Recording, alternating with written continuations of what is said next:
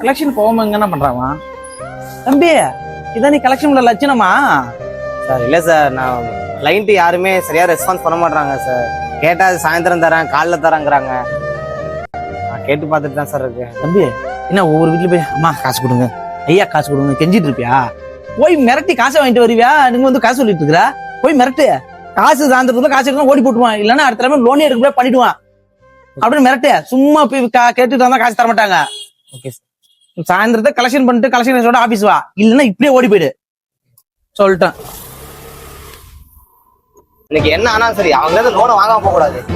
அவனை என்ன பண்றேன்னு பாரு, எவ்வளவு நாளா ஏமாத்திட்டு இருக்கான். வீட்டுல யாருங்க? என்ன ஏய், என்ன உனக்கு தெரியாது? ஏன் வண்டி எடுத்து ஓட்டுறிய? அதுக்கு டியூ கட்டணுங்கிற அறிவு இல்லையா உனக்கு? எத்தனை நாளையா டியூ கட்டாம இருப்ப? ஒன்னால எவன் வேணா கண்டவனா எடுத்துட்டான் வந்து. இன்னைக்கு சாயந்தரத்துக்குள்ள டியூ காசு கொடுக்கல.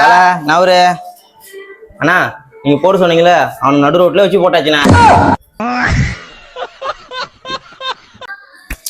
இன்னொரு துணி போடணும்.